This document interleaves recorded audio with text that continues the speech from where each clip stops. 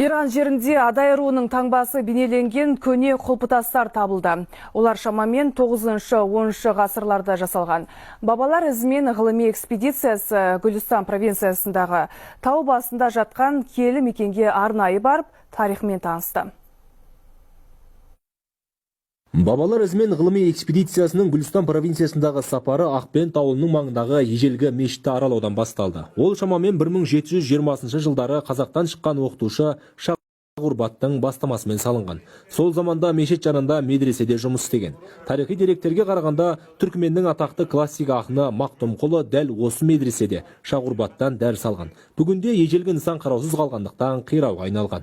Ал мына көне қабір мешіттен 500 метрдей жерде орналасқан. Мұндағы мазарлардың басына қазақ тайпаларына тән құлпытастар қойылған. Олардың арасынан қойтастар мен Адай руына тән таңба табылды. Бұлар исламға дейінгі дәуірлерде салынған қорымға ұқсайды. Бірақ мына бір тас бізді назарымыз аударып отыр өзіміздің. Мына таста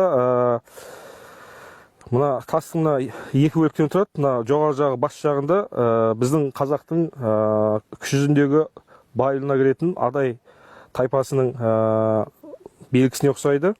Бұнда жебе таңбасы жергілікті қазақ ағайындарын осы жерде мекендейтін адайлардың өкілдерінің айтуы бойынша бұл жаңа адайлардың таңбасы. Және бұндай осыған ұқсас тастарды біздегі Маңғыстау облысындағы Шақпағата қорымында да кездестіріп отырғандарын айтып отыр. Бұл қойтастар, құлпытастар біздің бабаларымыз 8-ші, 9-ші, 10-ші ғасырларда осы жаққа келген, соларға қойылған жаңағыдай құлпытас, қойтастар дейді.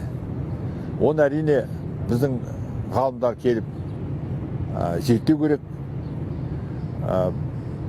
Оны тарихи мұралардың тізіміне кіргізу керек. Сонда барып біз білеміз, ол қай ғасырда пайда болды, қандай халықтар қойды. Қазіргі біздің айтып отқанымыз ол тек қана болжам. Тау басындағы киелі орындарды аралаған экспедиция мүшелері Гумбет қаласына ат басын бұрды. Шаһардың бір ауданы Қазақ ауылы деп аталады. Мұнда қандастарымыздың 200-ден астам отбасысы тұрады. Көнегөз қариялар болмаса, Қазақстанды көзбен көргендері аз. Дегенмен ана тіл мен ата салтын ұмытпапты. Қазақстанға деген сағыныш көздерінен ақ байқалады. Елге дұғай сәлем жолдады. Гумбет қаласында 600-ге жақын қазақ бар, қазақтар бар. Мұн қапталында енді Көрген қаласы бар, Бендірше қаласы бар, бұларда да қазақтар бар.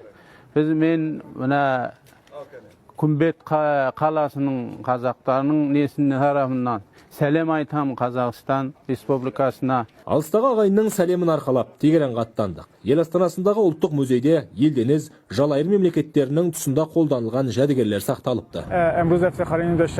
Ұлттық музейде елденез және жалайырлар билік құрған кезеңінде қолданылған ыдыстар және түсті металдан жасалған тиындар сақталған. Орта ғасырларда Иран жерінде бірнеше сұлтандықтың болғаны тарихтан белгілі. Бірақ солардың ішінде Қыпшақ даласына шыққан елденездердің де жалайырлардың да ықпалы өте зор болды. Олардың өзгелерден озық өркениетті ел болғанын тарихи жәдігерлердің ерекшелігінен ақ байқауға болады.